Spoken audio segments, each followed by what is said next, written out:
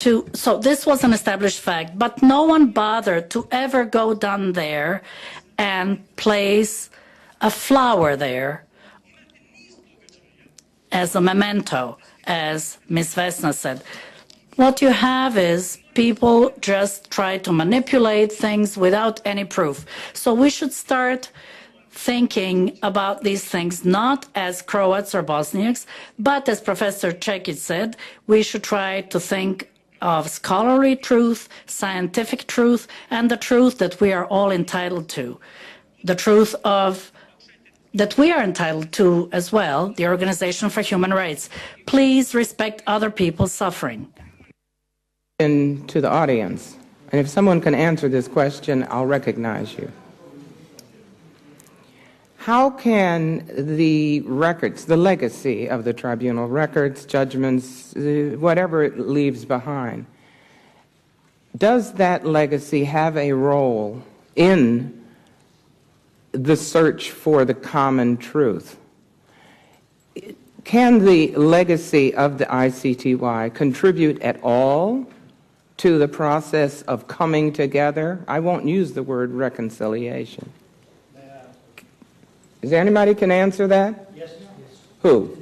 Who's going to answer it? You right there. The young man in the front. You. I said young man, then you turned your head around.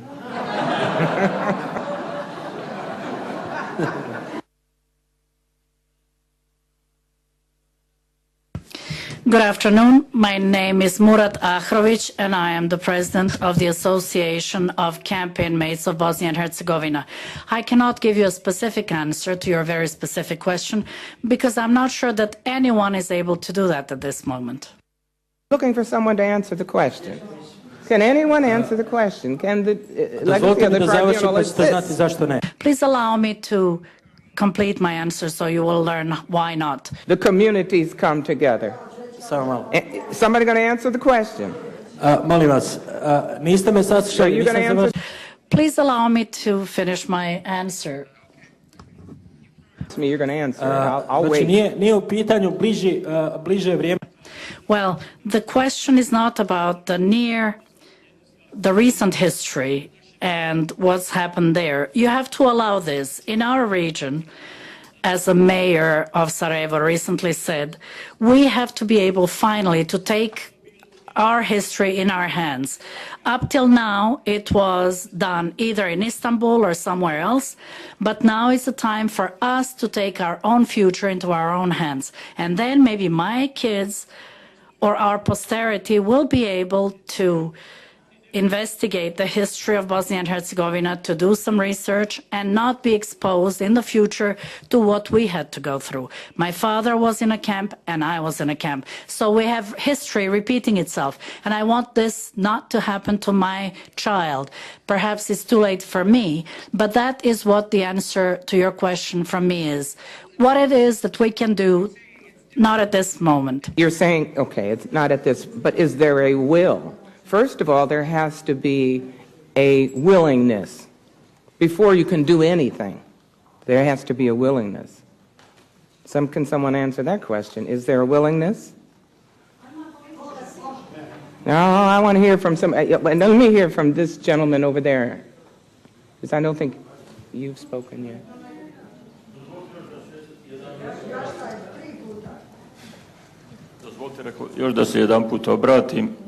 Well, allow me to take the floor one more time.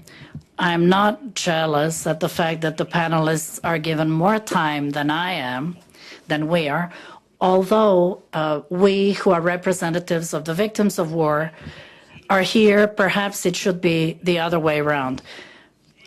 Because then you could actually glean the truth by listening to us and not trying to impose your truth on us. And this is what I will always oppose. I will always oppose this approach in forums like this. We should, first of all, be able to establish the truth, to hear the victims of the war, emotional and very difficult to listen to, or if at a certain point in time it doesn't quite fit the format of conferences of this type. But I agree with what Mr. Ramulic has said, and I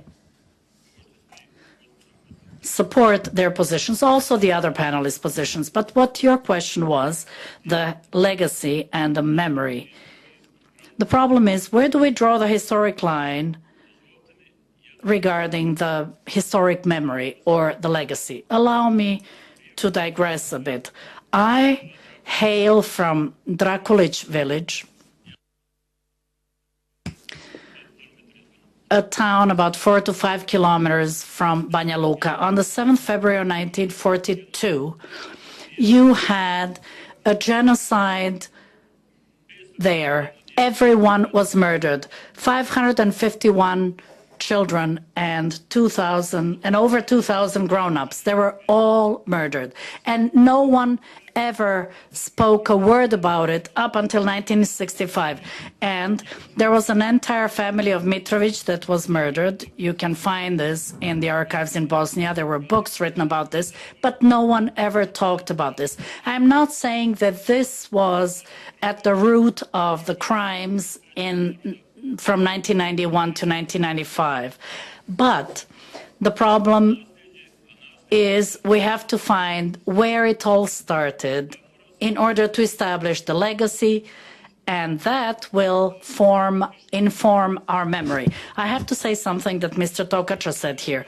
He was talking about facts here, but the lack of cooperation of Republika Srpska with the tribunal is not what caused the perception about the tribunal in the area, because statistics cannot be disputed. But how is it that S4, in other words, the NATO pact, was able to assist in finding some over 4,000 missing Bosniaks, whereas at the same time they were unable to locate any missing Serb, and there was cooperation by the Commission with them. So obviously there is an intent here. It was done with bias and on purpose. Mr. Cekic says this is not true, but in 2004, the Bosnia and Herzegovina Parliament adopted conclusions to establish a commission which was to establish the number of Serbs killed in Sarajevo. The Ministerial Council, in its decision of 2006, concluded that the commission should be formed, and it was expanded, and the Serb side agreed to their condition that the deaths of all in Sarajevo be established. And then the commission proceeded to establish material damage done, which in fact completely undermined its. My question is not whether the tribunal's legacy is the whole truth. That's not my question. My question is the legacy relevant, we'll say, for historical reflection and peace building? That's my question. And what I get is a response saying, well, you know, this is what happened back then and this is what happened. That's not what we're talking about. We're talking about the legacy of the tribunal as a contributing factor to peace building. That's my question. Yes, sir.